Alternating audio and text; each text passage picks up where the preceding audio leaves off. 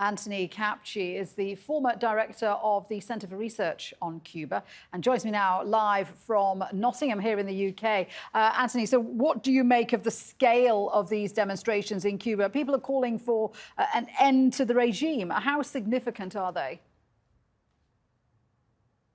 Well, there's a lot of things in there, actually. I think the first thing is certainly some people are calling for the end of the government, but they're also calling for other things. They're also calling for an improvement in their supplies of food, an improvement in their daily life. And all of these protests which are taking place, which, by the way, Biden got it wrong. They are not new. They are not on a scale that has never been seen. Protest has been going on for the last 30 years or so, ever since the economic crisis of the early 90s. So nothing new except in the scale and, I should say, also the publicity given to the protests. So we know more about them now, and that's because of social media, and that's because of media attention generally. But what's happening often is that the protests are mixing things up, just as they are indeed here in Britain. When there are anti-vaccination protests, there are a variety of people of different points of view coming together to mix the protests up, and that's also happening in Cuba. So some of them are saying, we want democracy, we want a change in the system. Others are simply saying we want food. And in that sense, Reed Lindsay is actually quite right, I think, when he talked about the scale of the impact of the embargo, which under Trump became more fierce than it has ever been since the 1960s. And that made a huge impact. The Cuban president has, of course, laid the blame for all this at the feet of the embargo. He's blaming US sanctions.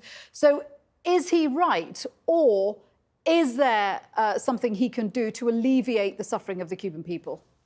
It's very difficult to know quite what he can do, because I think Reed Lindsay had it right, that the combination of the impact of COVID on the economy with the collapse of tourism, which is the mainstay of the Cuban economy now and has been for 3 decades, coupled with the tightening under Trump and the fact that Biden has not eased the embargo at all, those two factors play a huge part in the shortages.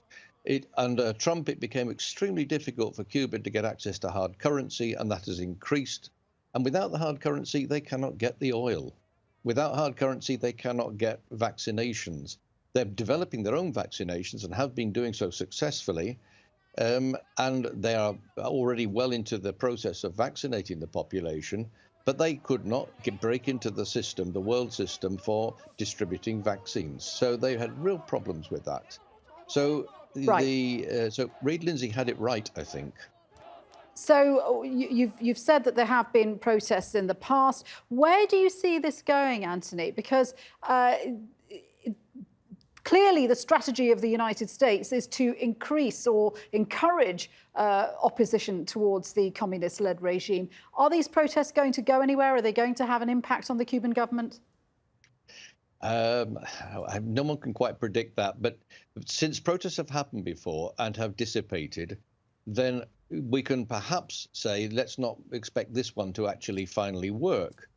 And that's largely because the protests may run into hundreds, may run into thousands, but they do not, I think, and many people agree, reflect the attitude of the vast majority of the people. The vast majority are frustrated economically, but the protests, the counter-protests, are not without support, because what Cubans fear alongside the economic problems, what they fear is also disunity in the country, knowing that they are under threat from the United States. The embargo is essentially a threat.